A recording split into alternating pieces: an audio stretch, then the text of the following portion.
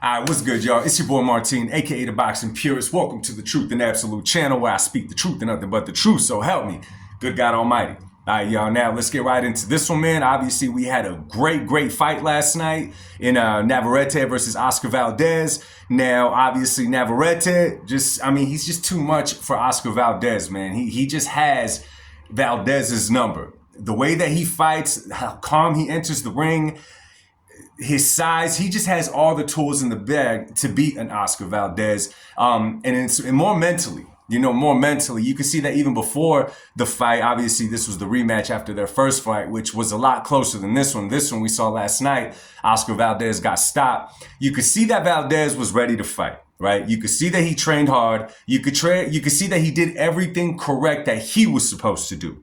But you could do everything correct that you are supposed to do inside that ring. But when a guy has your number, he has your number. And let me tell you like this, man, on this rare occasion, I'm going to say Navarrete, a healthy Navarrete with both hands, beats Oscar Valdez 10 out of 10 times. And I like Oscar Valdez, okay? Just because I said that, it don't mean I'm taking away from him. He's a warrior. We know that if he was not able to continue after that body shot, it's because he was not able to continue because he's a warrior. He's been giving us great fights. He does not stop. Shout out to both of them. It was a really entertaining fight while it lasted. I was wrong. I kind of thought that Valdez was going to edge out a victory setting up a trilogy fight. But you know what I'm saying? It's boxing. I got it wrong. Navarrete brought a game plan, and that dude is just nice, man. He is so awkwardly nice inside that ring and just so calm all the time. Like Tim Bradley said, man, his calmness through everything that he's doing before the fight, after the fight, all that kind of stuff, he's just very strong right here. And like Tim Bradley worded it, that is his superpower. So Navarrete says that he'll have maybe a fight or two more at 130 before he decides to jump up to 135 to challenge for the bigger fights and obviously the bigger payday. So we'll definitely be looking out for that. I don't know what's going to happen with Oscar Valdez next, but we shall see that too. On the other note, let's talk about Lil Tank Tank.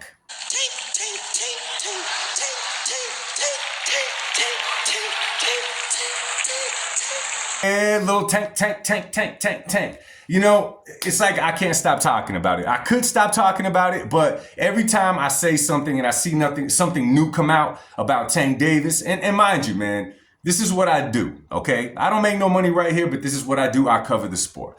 I love the sport of boxing, right? I love the sport of boxing more than I like the fighters of boxing. I'm a fan of the sport, right? So I've been watching boxing for quite a long time. I've been watching it for a very long time. Not as long as some of you guys, but long enough to notice when the game is changing and when the sport is just working on blowing up certain fighters, kind of like Hollywood does with certain actors and musicians and all of that. They see somebody that they can sell to the public as a product. And when that started entering the world of boxing, it never sat right with me. And the reason being is this isn't acting. This isn't music. Okay? This isn't modeling. This isn't none of the above. This is literally getting inside the ring and fighting. Okay? The whole thing about the sport is supposed to see what you could do inside that ring against an opponent who brings a totally different style, but from a totally different place in the world. Just the whole different thing. It's about that. So when they fabricate these champions and they blow them up on social media because of some hookups they got, that no matter who they fight, they're going to treat it like they just beat an elite fighter. And all of a sudden they're talking about this dude like he's elite.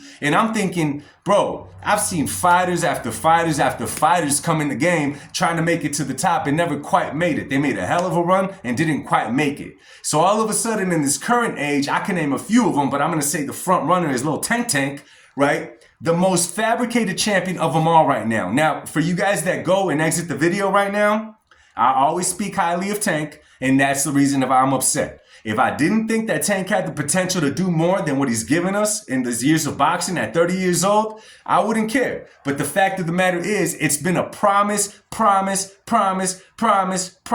The same damn pattern. I'm going to challenge this guy inside the ring, fight the other dude on Twitter, just like right now. I'm going to fight little Lamont Roach, but when I see Teo, I'm going to slap him. Don't ask me about Shakur Stevenson because I'm going to get pissed off. Don't nobody talk to me because I'm going to be an angry little tank. Okay? That stuff starts to get to me. It starts to get to me, man. And if it was just him acting that way, it's cool. But the fact that there's still people out there backing him, like if Tank is a real dog, like it's the fanboys and trolls, that's it. Or unless you're on the payroll. So I'm watching an interview with Teo Lopez, man. And it's funny, man, because I made a video earlier this week. I don't know if you guys checked it out about Tank deciding to retire right now after Diddy's allegations. Now, we know that Tank was at those parties. If he engaged in anything, who knows? I'm not going to say that. And not because I don't know. The fact that he was there, yeah, there's evidence to support that. So a lot of people, whatever, they talk about people leaving the country, doing this and that. So for all of a sudden Tank to call it quits and then give a bullcrap reason, and I'm going to call it that, a bullcrap reason, because to say boxing is trash, okay, well, I'm going to ask you, why is it trash? Lil Tank, why is boxing trash? What has boxing done to you in a negative way besides make you a millionaire and have all these people calling you the face of boxing when you're a damn near 30-year-old prospect? Okay, if you ask me, the game's been really good to you. Okay, the game has been more than good to you. I would say they have spoiled you. So that is not going to work for me. Maybe it'll work for the next guy. Boxing's trash, boxing's trash. Okay, I'm not buying into that one. So Teo Lopez, man, and Teo Lopez, man, when I first started watching him, I wasn't a fan of the dude because, again, he talked, but never did anything. Then he started doing things. Then he beat Vasily Lomachenko, and I'm like, okay, he has some stuff to back it up. Okay, I'll start watching him, and he rubbed off on me, right? Okay, so he did a interview recently, right? Into where he made some real interesting comments, and it kind of goes forth what I've been saying this whole week. Now, let me remind you guys, Teo Lopez is in the game. He may not have the same connections, little tank. Okay, he may not have all that same kind of stuff. Nonetheless, he does get a closer view than you and I do. You know what I'm saying? We cannot deny that. Now, listen to what he says in this interview. Yo, why do you think he was open to fighting you but not Shakur? He's open to fighting me? Yeah, well, he said he would slap me. He didn't say he would fight me. He said, yeah. But you know what I mean? Like, he said yes to fighting me, and then he switched it with saying he'll slap me. Well, he's also said that Teo's kind of the only one of us young guys that's really done something. Yeah, in the past, but now it's gotten to the point where our career is defined by who fights who now.